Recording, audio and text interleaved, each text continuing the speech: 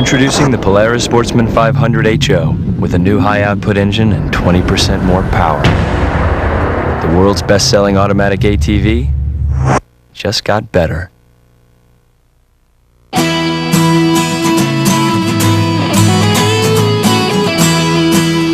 For years, Ronnie Strickland, or Cuz as he's known to turkey hunters, has heard the remark, "You ought to write a book." The truth about spring turkey hunting is the result of those many remarks and countless humorous tales that have taken place around Cuz in the spring woods.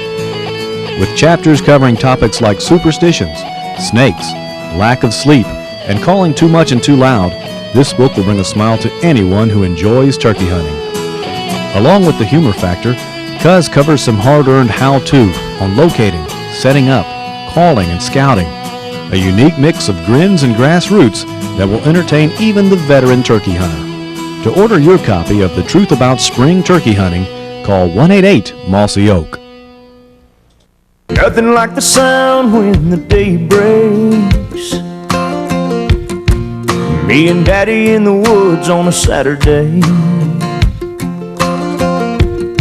You see, his granddaddy hunted these hills, and I hope someday that my kids will. He said, do me a favor before I'm gone, love this land and pass it on.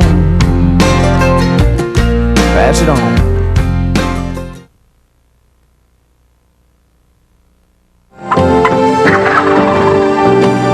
Of all the successful wildlife restoration stories in this country, the comeback of the wild turkey may be the shining star in this arena. From the brink of extinction, the wild turkey is now a common sight in most of the United States and parts of Canada and Mexico. This turnaround has been the result of thousands of people focused on one goal: protecting and sustaining this nation's most spectacular game bird. The National Wild Turkey Federation has been paramount in this effort and is working harder than ever for the wild turkey. When the NWTF was founded in 1973, there were only 1.3 million turkeys throughout the United States. Since then, that number has more than tripled and now stands at 4.8 million birds thanks to the NWTF, its members, partners, and the state wildlife agencies.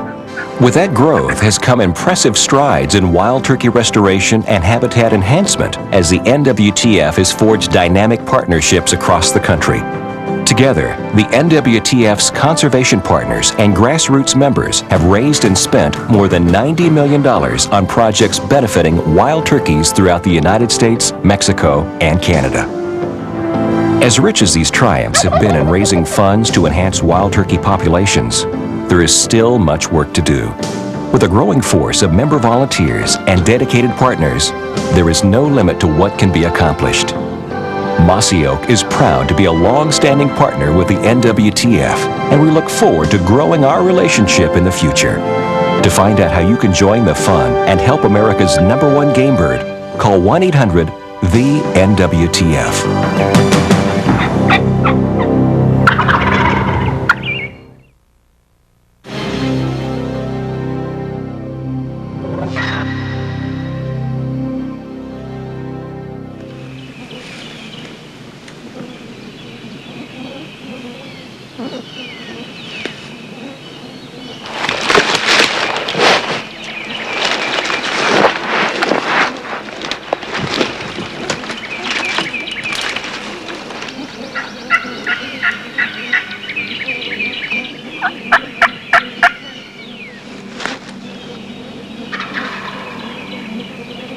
Like gold, turkeys are where you find them.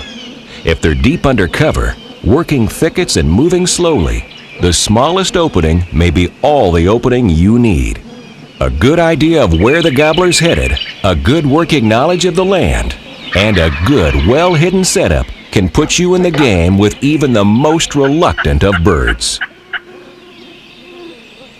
I hope they come right up this old logging road.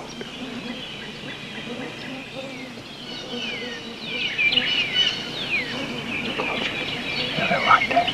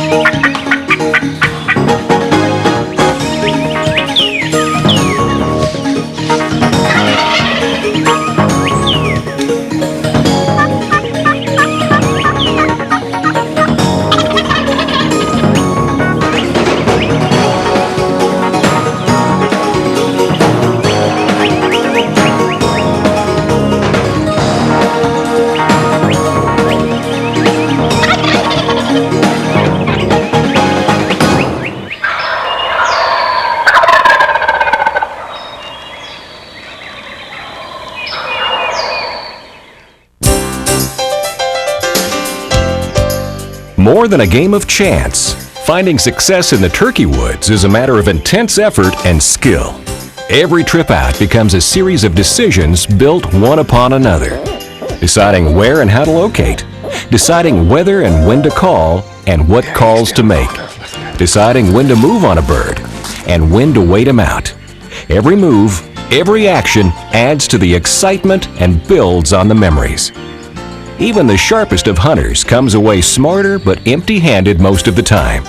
Because packed inside the turkey's brain are facts and knowledge about every nuance and element of the woods, the gobbler's home. Memories of every roosting tree, every dusting bowl, the feeding places, the dangerous places, all work in the bird's favor. Hunters must use all of their past experience. Another hen in the woods, sounding like the right hen in the right spot, then becomes the name of the game. A game that's played between the ears as much as between the trees. A game that's logical and psychological and exciting beyond compare. Studying the woods, watching game, and building experience all add to a hunter's ability to outthink his opponent and lessen the likelihood that he'll outthink himself instead.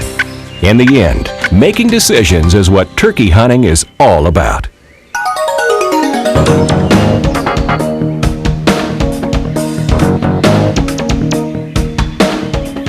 Hearing a big-time gobble is the real reason most turkey hunters love their sport.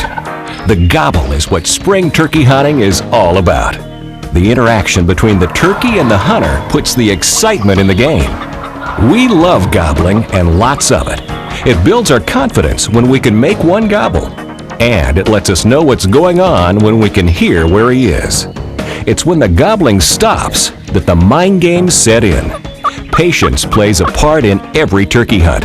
But when the gobbling stops, that's when you have to decide just how patient you need to be. When the gobbling stops, the questions begin. Is he with hens? Did I spook him? Did something else spook him? Has he been hunted too much? Is there a boss gobbler he's trying to avoid? And most importantly, is he headed this way? And if so, when will he get here? If while you're pondering these questions, a different turkey gobbles a half-mile away, the internal debate begins to get heated. Stay, go, stay a while, or go right now. The best favor you can do for yourself and for your patients, however unlimited, is to set up properly right off the bat. It's important that when you set up to call, you do so in a way that does not restrict your vision in the direction from which you expect him to approach. If he's gobbling and coming in, you can adjust. But if he's coming in silent, it's a different story. If he's coming in silent, it puts extra pressure on you, and you can rarely determine whether he'll be silent or not before you sit down. If you can set up so that you have an open look, but with thick cover right behind you, your setup is ideal. Camouflaged and still, you'll blend into the cover behind you until the bird is well within range. Likewise, if you can set up so that there's a blowdown or thick patch of cover between you and the turkey, but 40 to 50 yards out in front of your setup, you're in good shape as well. When he comes around the cover, he'll be both open and in range. Certainly, there are times in the turkey woods when more calling is better, but calling has to be tempered when the gobblers are being cautious. Clucks, purrs, and scratching in the leaves can make a pressured gobbler comfortable when aggressive cuts and yelps would make him head the other way. Likewise, you should listen for the same thing in return. Expand your expectations to include not just gobbles, but any turkey sounds that could give you a clue as to where he is and what he's doing. Every trip to the turkey woods is different. Every one is a learning experience, and most will be taught in the school of hard knocks. But patience and the preparations that go along with it will serve you well. In the spring woods, when the gobblers go silent and time stands still, patience is more than a virtue. It's a mind game.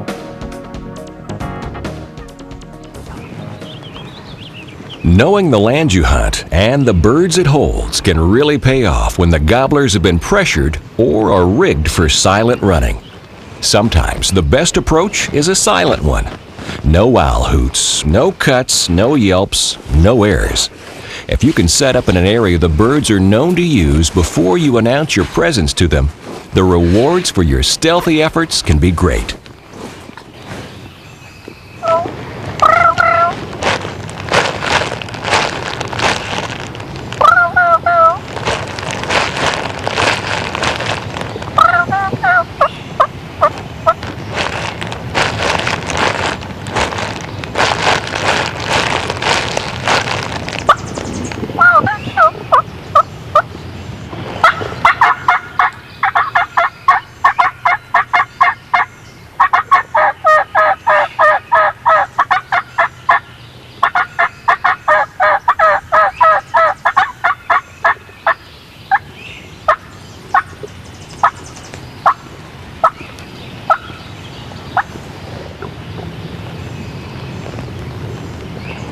Careful, babe. I heard her shaking up and shaking her cow collar. I think that's more than one long beard.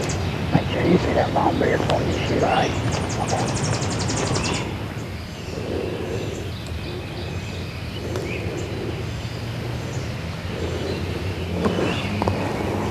But he's following it up.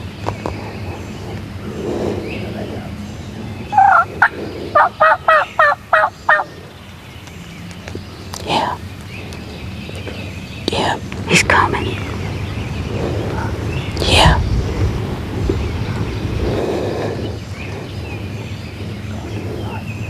He's coming.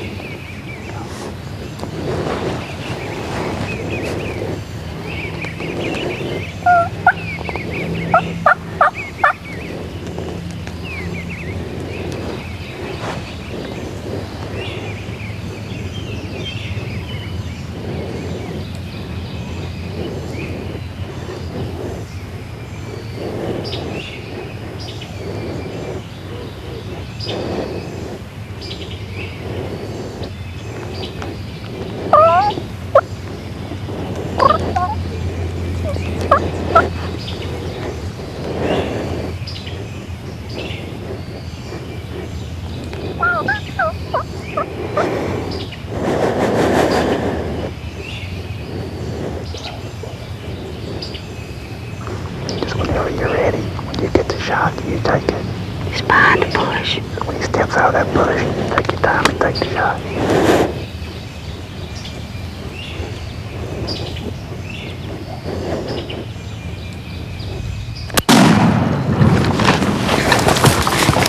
All right.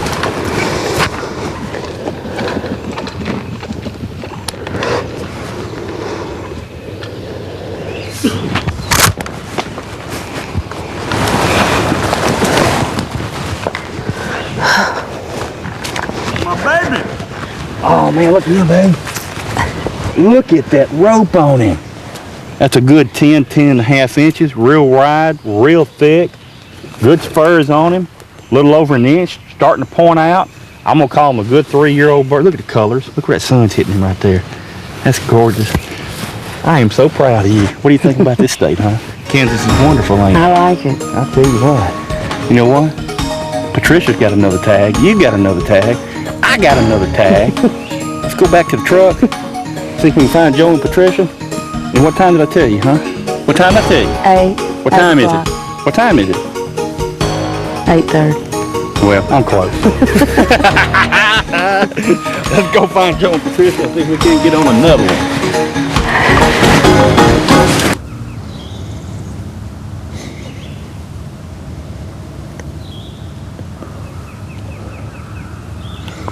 These turkeys for the last couple weeks been sitting in the tree quite a while. They want to see him before they fly down. So I think the only thing we can do is just be real patient and maybe call to him one time or so and just hush and just not. I think if we call to him a little too much, he's just gonna hang up in the tree and sit there. And we're just gonna have to sit patient on this one.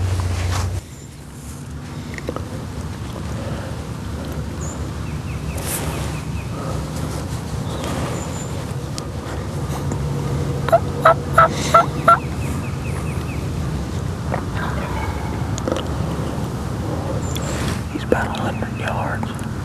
He ain't far.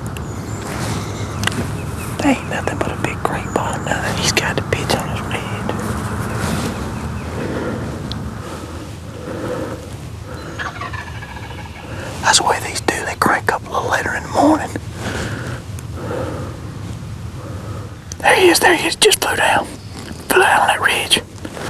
I think he's gonna circle around our left.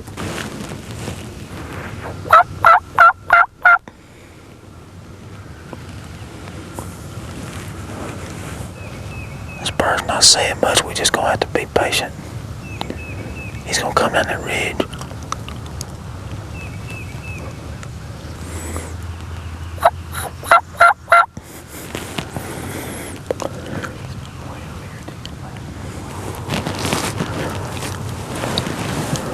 Go ahead and get my gun.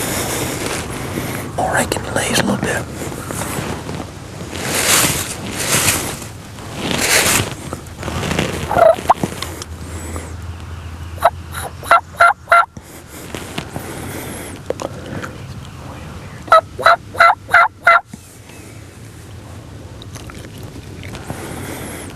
He's ready to the left, coming down the ridge.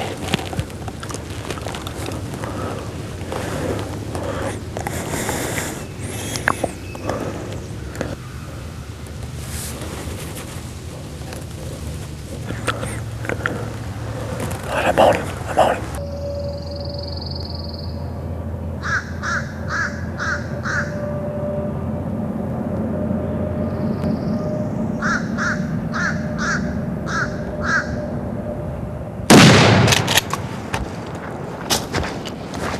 Man, that turkey was way overdue. These things had a hush mouth for 2 weeks. All right.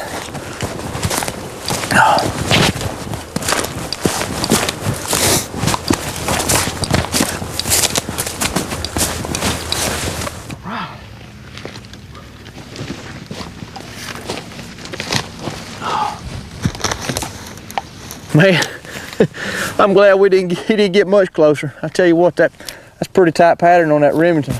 He'd have got much closer, I might have missed that turkey. Whew, that made for a bad day. That's a good rope on that turkey, about 10 inches. Pretty good beard. Pretty good beard. About 3/4, 7/8 inch spurs. This one gets me. Look here, this turkey hadn't been doing a lot of strutting at all. There's been a couple of good gobblers in here, and this one just hadn't been doing the strutting. He didn't really gobble a whole lot on the limb this morning. We thought he may have a few hens with him, but he's just not the dominant bird. He's been doing a little bit of strutting anyway. But we'll take him. I tell you, they've been hush mouthing here for 2 weeks, and finally just starting to get cranked off a little bit.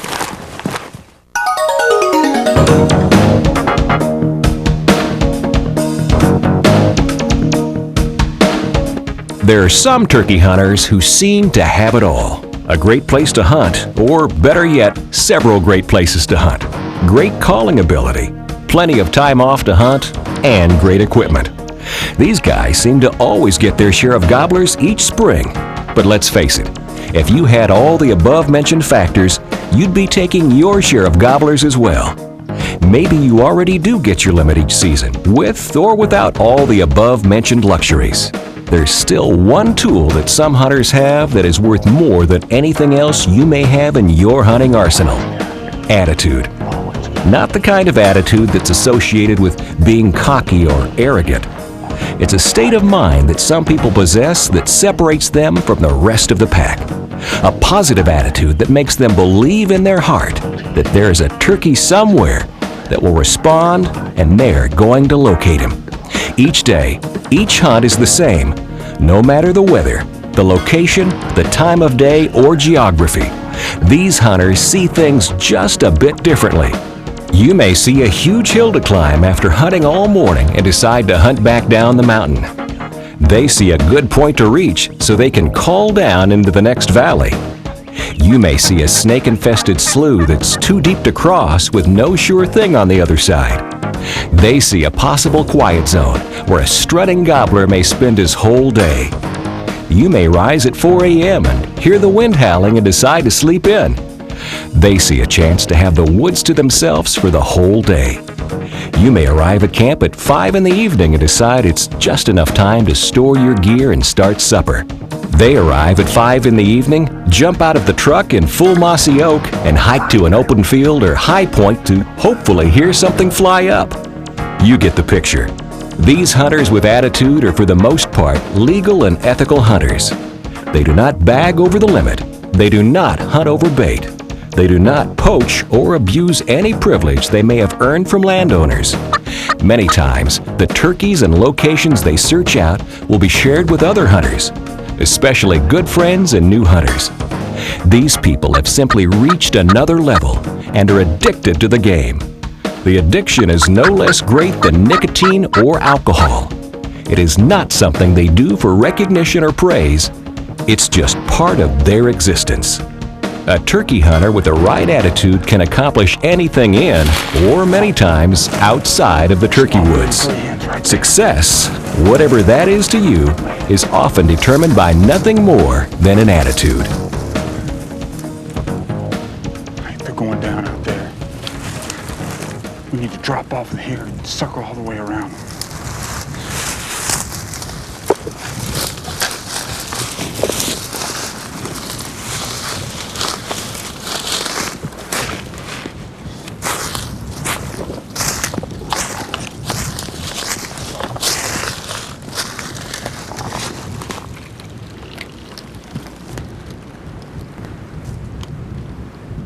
Down in that field.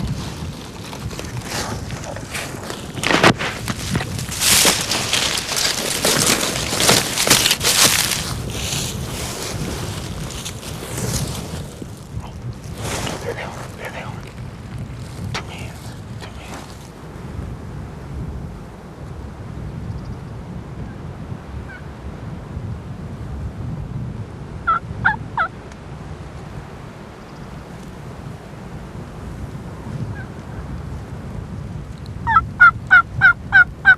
Oh, they're gonna come right up in our face. I don't see him with her. They'll be right in our lap.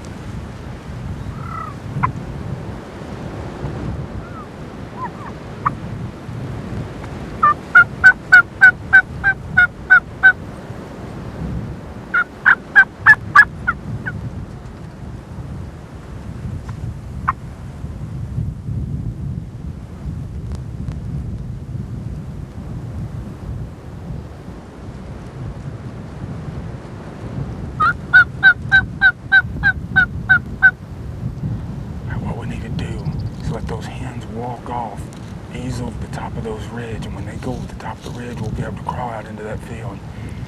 That longbeard's got to be just right on the other side of that ridge.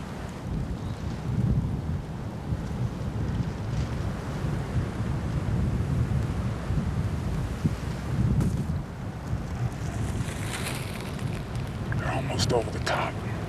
As soon as they top that ridge right there, I can start my crawl. All right, I'm gonna try it.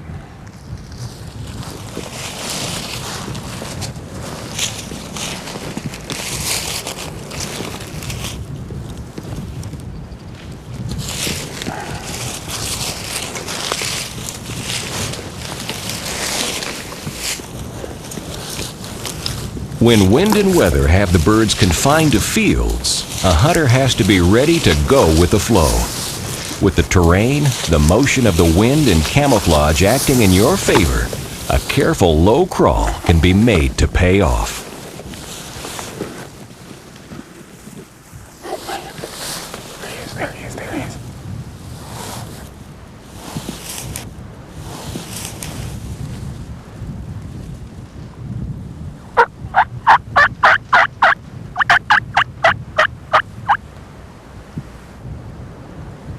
Can't shoot over this bank, I gotta get closer.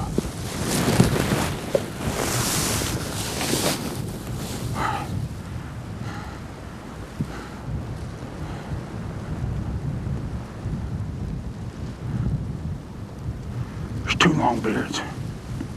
All right.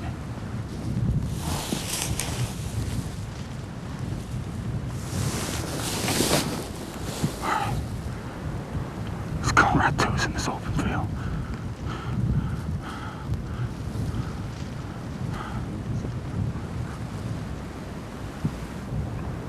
I gotta get his head up.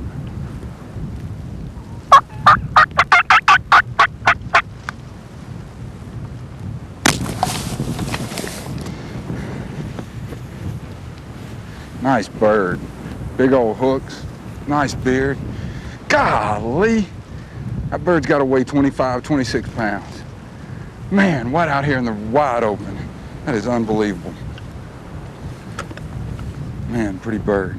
Nice beard, big, heavy Kansas bird. You know, we started out and we were easing up this bottom, and we saw a long beard in the field, and we really weren't sure if he saw us first or we saw him. Eased on out here, so we just circled all the way around, came up on the edge of the field, started yelping, and immediately 2 hens came in, and we figured that, you know, if we could keep those hens around, the longbeards would come with them. But it didn't happen that way, so the longbeard stayed out in this field, and we let the hens just walk over the top of this ridge. When they disappeared over the top, that's when I was able to make my move. You know, everybody likes to have turkeys call and have turkeys strut and gobble coming in and really put on a show. But we're out here in Kansas, it's 75 degrees, it's windy as it can be, and we're hunting in the afternoon. The turkeys just aren't carrying on, and we've been doing a lot of walking, a lot of moving, and haven't been able to raise a gobble. So you've got to take what they'll give you. It's, you know, it's great to be able to call well, but there's a lot of other aspects that go into turkey hunting. And to be able to get out here, put a real good, strong move on a turkey like that and go undetected takes a lot of skill and technique, and it's really just old-style turkey hunting.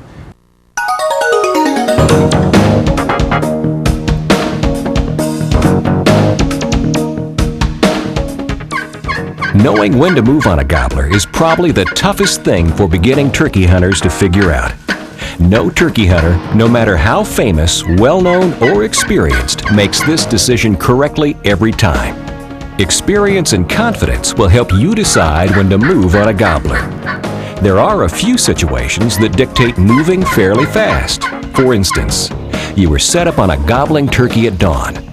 You hear hens yelping and flying down nearby. The turkey continues to gobble after he has flown down, but is moving away. It doesn't take a rocket scientist to realize the gobbler has hens and is paying no attention to your calling. Remember, the best caller in the world is just another hen in the woods. If you can keep the tom gobbling with a loud yelp or cackle, then try to get in front of the flock. You also might consider moving to another area and coming back to your original spot later in the morning. Another situation that might require moving is in the case of a gobbler that keeps gobbling in the same place. If a tom is gobbling to your calling but not coming in, a number of things could be holding or hanging him up. It may be a barrier like a creek or a fence. If you are familiar with this area and realize he is hung up due to an obstacle, shut up calling, wait a while, and then move forward to see if there is indeed some obstacle hanging him up. If so, move past the barrier and set up and begin calling again. If you get a response from your second location, this is indeed a time to sit tight and be patient. For the most part, sitting tight is just plain good advice when dealing with turkeys. In most cases, patience will bring more turkeys into gun range than great calling. I don't want to get too far in here. There's turkeys in here also. We ought to try them before we break over this hill. Why don't you try your yelping?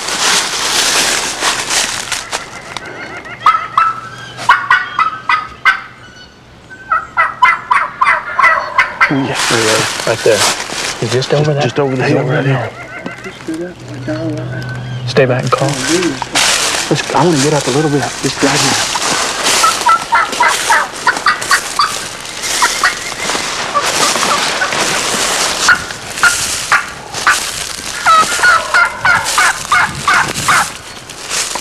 Turkey's gobbling.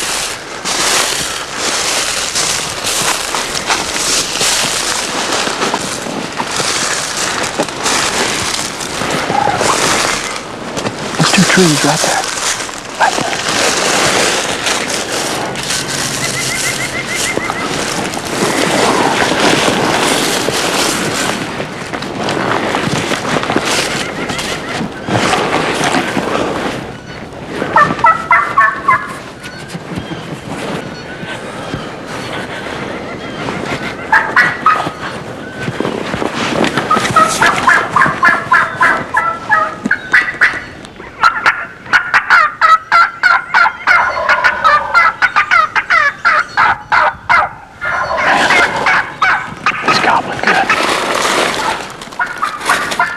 He's coming.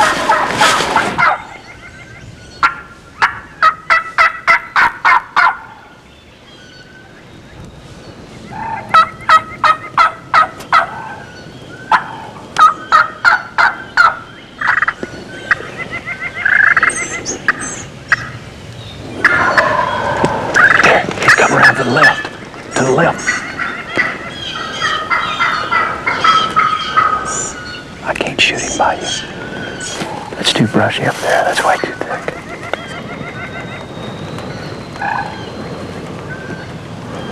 He's going up to that field.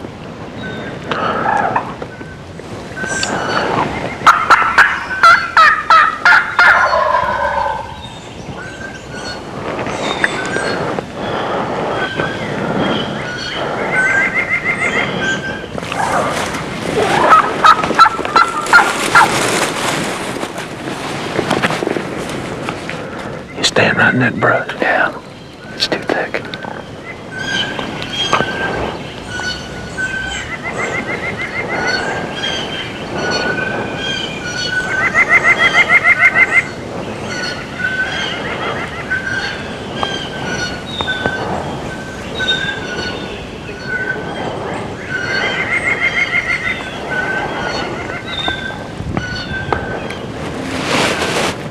Hey, Don. Just stop calling for a little bit. We'll get around on him. Okay. Let him go. Just let him walk off. Let him walk off. Go around, get around him.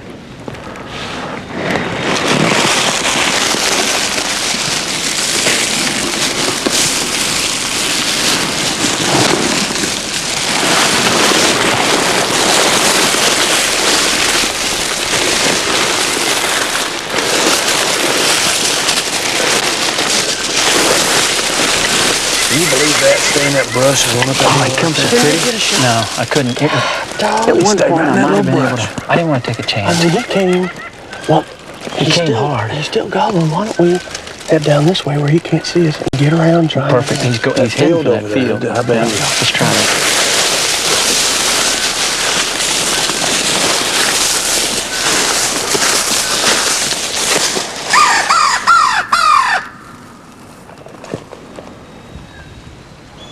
Why don't you try? Try.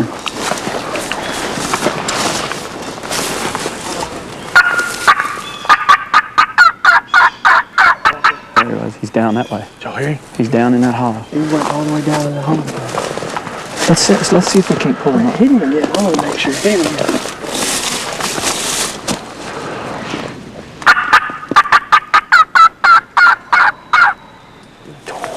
He's down low in there. Let's get in that thick stuff because he's not I'm going gonna put the decoys out here. All right. I'm going to set up along his edge so I can shoot into that timber in case he doesn't.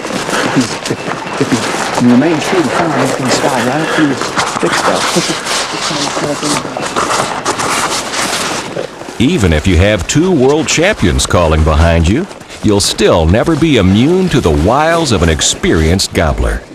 When the birds have been around long enough to be long in the spur, less is definitely more where calling is concerned. A well-timed flanking maneuver can succeed where continued calling would have certainly failed. I don't know if it's come out into this field. We'll try. Look at that big old tree there, is it?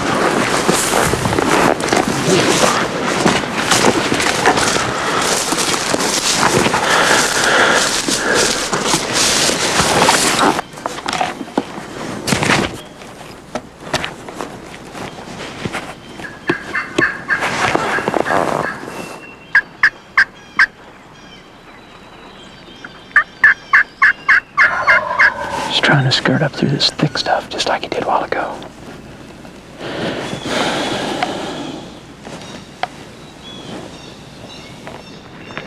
That'll be right in front of Terry. He's coming right in front of Terry.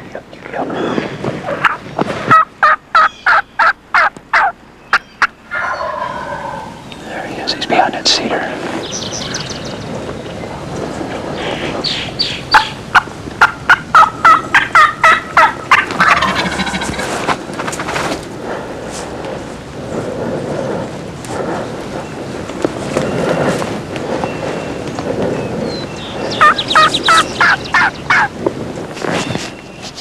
right behind that cedar. He's coming.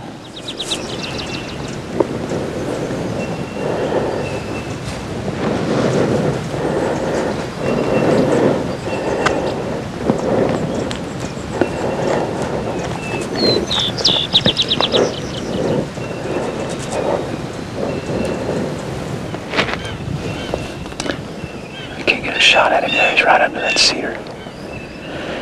It's a little too thick right there.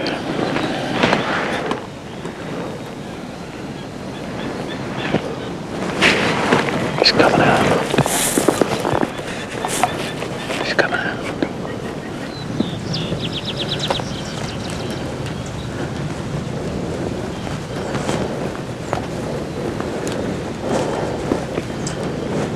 You on him? You on him?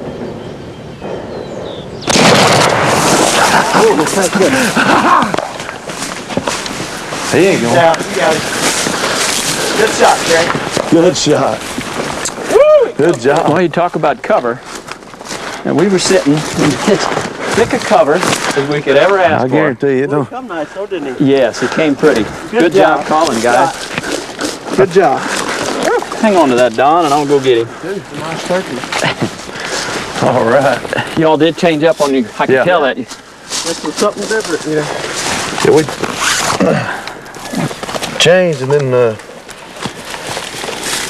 What were you using? I went to Superluminator, good old I faithful. couldn't tell if it was Got off the titanium. mouth call. I wasn't using a poison call, poison too. Shit, he went from. What'd you put in that time, man? I put that old shipwreck in there. Well, you know, he come so pretty the first time this morning. By golly, I wasn't going to let him do it again. He did it to us early this morning. We got in that brush. Yeah. Good job. You guys did a great He was job. only 20 yards from you. Oh, there. he was 15 steps here. It was woolly right there, but I had a real good clear shot at his head, so I took it. He rung his head up there for me. So You think he ever got to where he could see these decoys? He kind of at the last there, he kind of held his head up and then started coming, and then you got the shot. So I maybe, think he did. maybe he saw him. I don't know. I know it turned out to be a great hunt. We've been on him now for over an hour. Yeah. Had to make a big move and come around. That first time, Don, when he come off that other hill, crossed the creek, came up, I said, well, he's going to run right over him. Uh-huh. And how far out of his way did he spin around to come in, And he'd come in by you and I over there and then on back up on top of the hill. button hooked around Terry? I saw Terry try to Yeah. get a shot. Well. We just shut up.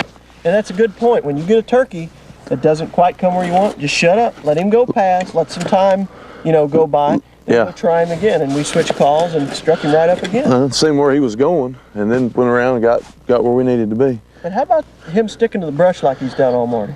I can't believe that. Well, he had skirted by me once there in that brush. He was, he got around, and you guys did a tremendous job calling. But when he got around on us that first time, I think that it was probably a mistake that a lot of guys make. They would keep calling and hammering. You didn't do that. You just stopped. You knew that I wasn't going to get a shot at him. He was skirting up through that little bit of buckbrush there. And instead of crowding him, you guys had just cut it off, and we all got together and said, let's try and get around on him. I can't believe how that turkey acted. The first setup, he had 2 or 3 lanes he could have come up that would have been open, and he stuck with a brush. There was one little brushy strip in there, and he stuck right with it. And then when we get over here, we think, well, maybe he'd come up the edge of this field because it would have been perfect, And he stays with the brush again, comes right up, and comes in like he's supposed to, just like he did the first time, but he stayed in the brush. I just couldn't believe it. I should have known when we set up there he wasn't going to come out in this wide open field the way he skirted us first time. He was going to do the exact same thing. So we were close enough to the edge there. When I saw him coming through, I could see his beard. Where's his beard at? Oh, he got a nice beard. Yeah. Good beard. Probably 10-inch beard, 9.5. Good turkey. Hey, man, congratulations. Thank you. It's always fun. Makes my job easy, I'll tell you. It's always fun to get to do it together, guys. Let's go get on another. I'll carry the gun for you. Yeah, You bet. it's up in my top of my vest. There you go. What a hunt. That was nice. It's neat to get around on him like that. It's one thing to let him walk by, but that's another thing to set up tight on him. And That's right. him in Midday, strike them back up like that and get on them. You just don't do that every Let him day. walk again. I didn't want you guys to.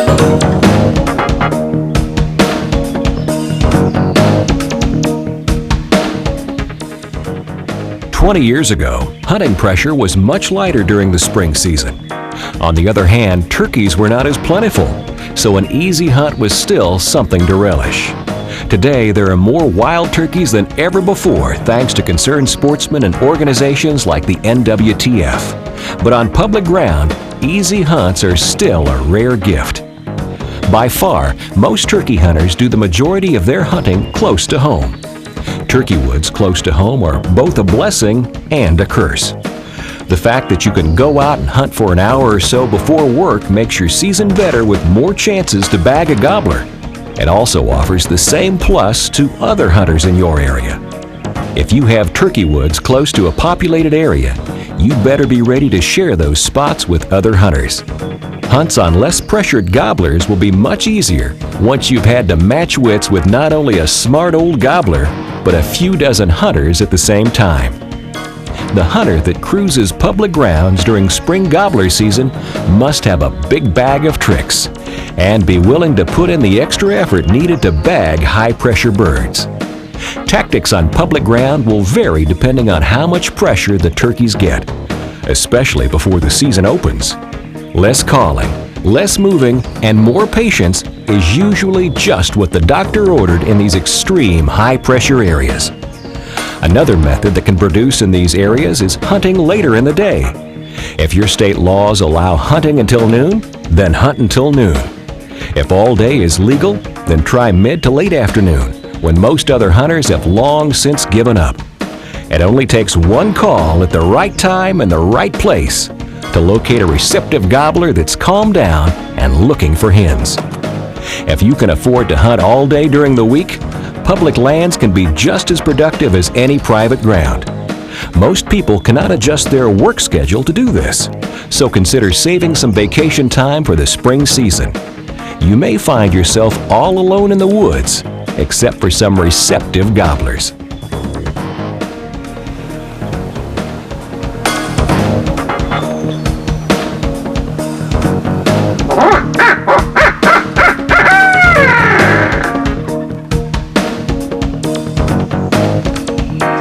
When turkeys are staying out of sight among the briars and the tangles of the deep woods, an old abandoned logging road can be the most valuable call in a turkey hunter's vest.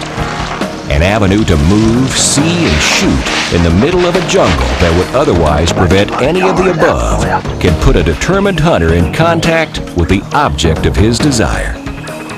Some turkeys cross our property line, but he's not far across there.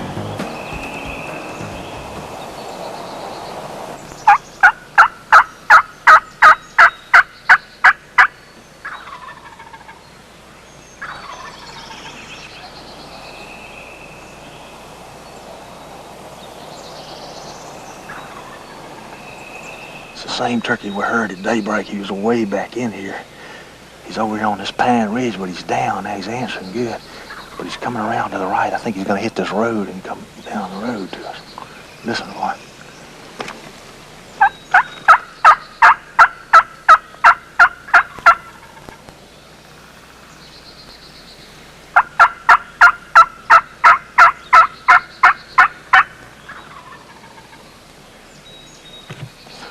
Another turkey on the right that's really fired up way back in here.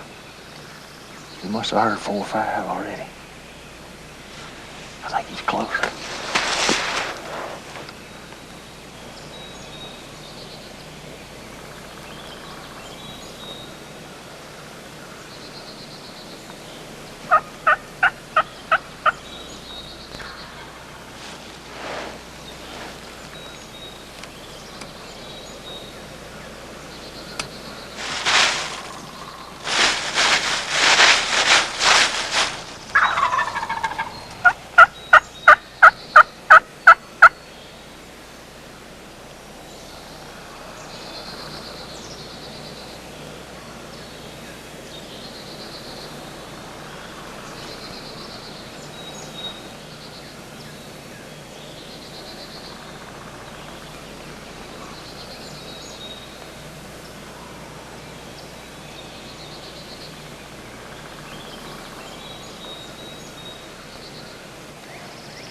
Cuz there he is. There he is. He's coming up the road. He's right there.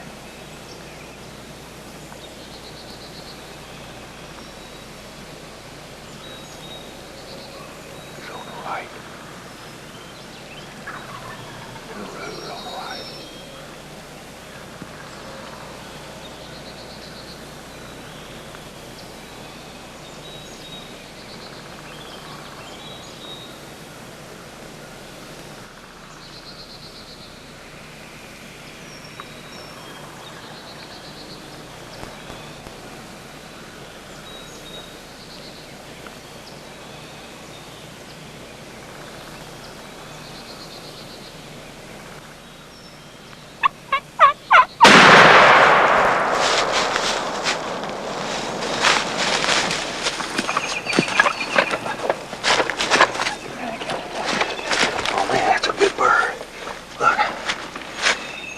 that. That's about a 4-year-old bird. He was smart too when he came in. He came around, he came down the road. But the neat thing that's happening, there's another one that's really gobbling. He's hot, he's coming this way. And he's coming to the same cause this bird was coming to. So what we need to do, we get this one and get out of here and save that other one for another day. Memories of springs past and promises of more are what draw turkey hunters out of bed and into the dark during the still wee hours of spring mornings. The first cup of coffee, the drive and hike in the dark, the first sounds of nature on a new day in a new year, all add to the drama. Memories of great duels of the past call to us, whether with evil boss gobblers who'd earned their own names, or with one of the nameless millions who simply proved once again why the wild turkey is the nation's most elusive game bird. Memories of duels past haunt us and drive us and call us back for more. Decisions, memories, logic, and lore all play their part in the greatest mind game of them all.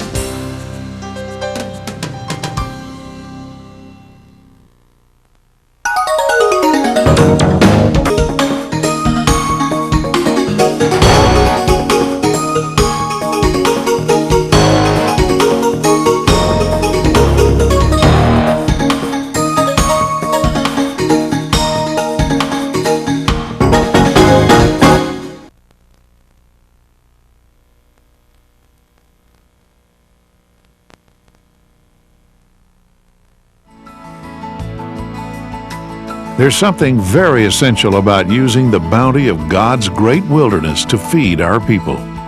As basic as a respect for the land itself is a respect for the call of our fellow man in need. As hunters, it is our responsibility to be providers as well, to feed our families, then to share the excess with those less fortunate.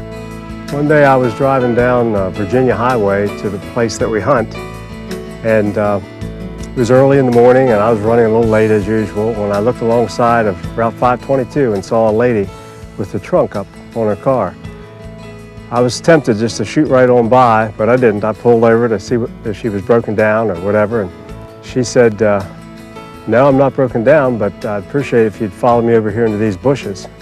She pointed a little 6-point buck laying down there, said, would you help me load that up in my trunk? She says, me and my kids is hungry. And I knew right then I had to do something about it. So I went to my wife and I said, there's no reason for people to be feeding their, especially single mothers, feeding their families off roadkills. I said, we've got to do something about that. Farmers and Hunters Feeding the Hungry is an outreach ministry of hunters and farmers donating their time and money to feed the hungry. Basically, they donate extra deer that they've taken to inspected, licensed meat processors. And we pay for the processing, we pay for all the processing, and then food banks and churches and Salvation Armies all over the country pick it up and feed it to the needy people in their communities. One of the most interesting and really astounding things about this whole journey is the way the non-hunters and even anti-hunters have gotten involved. Over a century ago, in the 1800s, hunters were. Farmers and hunters were the food providers. In fact, from the beginning of time, hunters and farmers provided the food for everyone. And they were well thought of. And then around the turn of the last century, hunting pretty much ceased for food. And in the last 50 years, hunting has become kind of a dirty word in some circles, you know, especially with the liberal media. As a result of that, a lot of people, especially in the urban areas of our country, are, you know, keep quiet. Even a lot of celebrities keep quiet about the fact that they're a hunter. And you're all aware of that, I know. This really gives hunters a chance to return to their heritage as food providers, where we once were. And with that comes the support of all kinds of people. I got a call from a priest one day. He says, you're saving many, many lives. And from that day on, it took on a really different meaning. It's not just feeding hungry people, it's saving people's lives.